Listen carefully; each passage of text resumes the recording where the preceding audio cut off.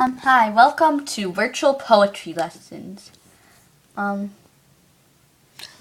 we're gonna go to basic poetry lessons. Okay. First poem we're gonna learn are name poems. A name poem or acrostic poem uses the letters of a name to make a poem that may or may not rhyme. You write your name vertically like this, and then you use the letters to make a poem.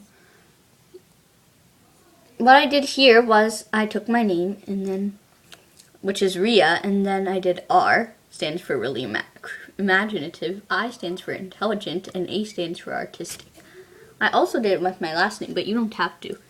So, now what you do is you write your name like this, vertically.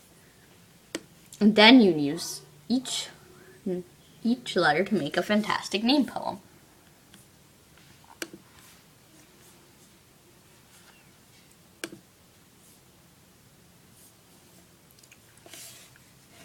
Here's a presentation on the instructions. You write your name like this first. Then you write some words using the letters of your name. And then you're finished. The next poem is going to be a haiku. Haikus are traditional Japanese poems with 3 lines. The first line has 5 syllables, the second line has 7 syllables, and the third line has 5 syllables again, just like the first line. You can make haikus about anything, and you don't have to make them rhyme. They can be about your favorite things, and they're usually related to nature. One haiku I wrote was, rain, quiet and soft, or pounding on the window. Rain, fresh, wet, and cold. So, that's how to make a haiku. Just remember that the first line has 5 syllables, the second line has 7 syllables, and the third line has 5 syllables again. Just so you know, syllables are chunks of a word. So like if you say the word haiku, you say it a little like this, haiku. So that's 2 syllables. Now the next word is called I remember one. An I remember poem is a poem that holds great memories from the past. An I remember poem should rhyme, but it doesn't have to if you don't want it to. It's your choice. You can make as many lines as you like. It has to be dedicated to someone, and each line has to start with the words, I remember when. Here's an example by me. I dedicated this poem to my sister. You can dedicate it to anyone you want. Here it goes. I remember the day we went to the zoo. I remember when we played until the sky was no longer blue. I remember when we painted our nails in the garage. I remember when we gave our parents a massage. I remember when we used to share a room. I remember when we used to play witches with the broom. I remember when you and I went to the park. I remember when we got our dog who barked and barked and barked.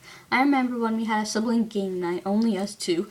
I remember when we had a picnic and hike too.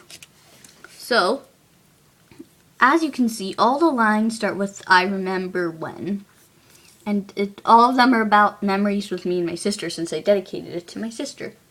Like if you were dedicating it to your mom, then all the memories would be about you and your mom. Now, the next poem is going to be a cinquain. And cinquains are an interesting style of poetry that are quite hard, but the instructions are on your first line, write a noun. It should be a living thing, probably. You'll see why later. But it doesn't have to be a living thing. It can be like a chair or something, but I think you should make it a living thing. Now, the next step is on the next line, write 2 words that describe the noun. Like if the noun is a dog, you could write happy and playful. Those are 2 adjectives or describing words to describe the noun. Now on your third line, you're going to write 3 things the noun is doing. 3. Like playing, breathing, talking, or singing, dancing, chatting. Now on the fourth line, you're going to write 4 feelings, or 4 things that describe how the noun is feeling. Like if it's a dog, you might write happy, enthusiastic, funny, crazy. That's basically 4 words that describe the noun. On the fifth line, which is your last line, write the same line as your first line. So you're going to write the first and the last line are going to be the same. This line and this line are going to be the same. Now, for the next style of poem is a Clerihew. Clerihews are funny and rhyming poems. These poems have to rhyme.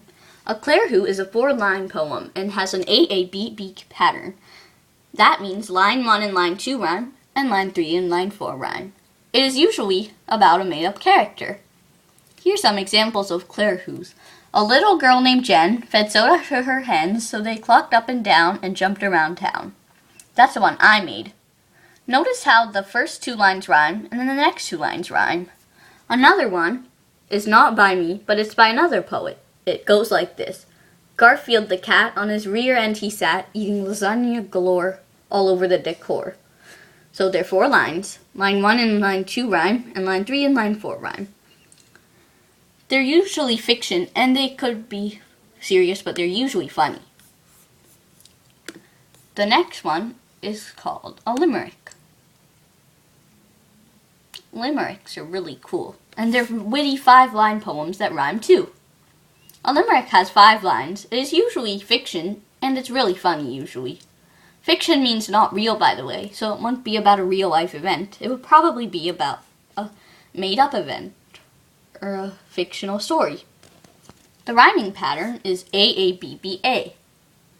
That means it has 5 lines. The first 2 lines rhyme. The second 2 lines rhyme too, and the last line rhymes with the first 2 lines. It would go like here's an example by me. There once was a fellow named Rick who found a lollipop to lick, but it was coconut, so he spit it all up and stuck his tongue in a brick. Rick and lick rhyme, and coconut and up rhyme. And brick rhymes with lick and Rick. So brick doesn't rhyme with these 2, but rhymes with the top 2. Here's some more examples of limericks. Here's one by Edward Lear. There was a young person of Smyrna whose grandmother threatened to burn her, but she seized the cat and said, Granny, burn that, you incongruous old woman of Smyrna. And this is one I made. I once saw a pigeon who'd moo. That's quite hard to imagine too, but if a duck would neigh and a penguin would bray, you'd assume that a pigeon would moo. So, the red lines, which are the 1st, 2nd, and 5th, rhyme. And the blue lines, which are the 3rd and 4th, rhyme. Now, the next poem is called an ethery.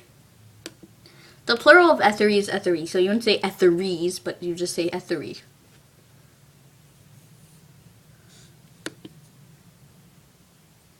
Ethery are non-rhyming poems. They have 10 lines. The first line is 1 syllable.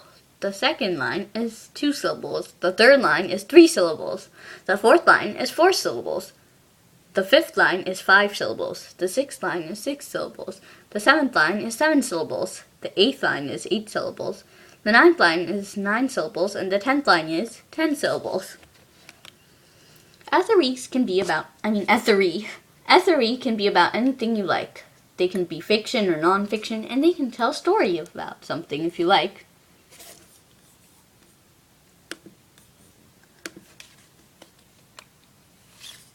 Hold on. An ethery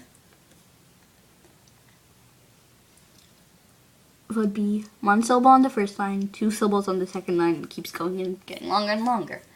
So at the end it looks kind of like a triangle, like steps that are getting longer and longer, kind of. So, anyway.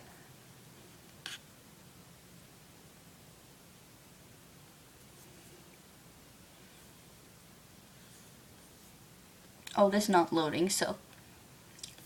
Those are name poems, I remember poems, haiku, ethery, I remember, limericks, and Clerihew, Verse and Queens.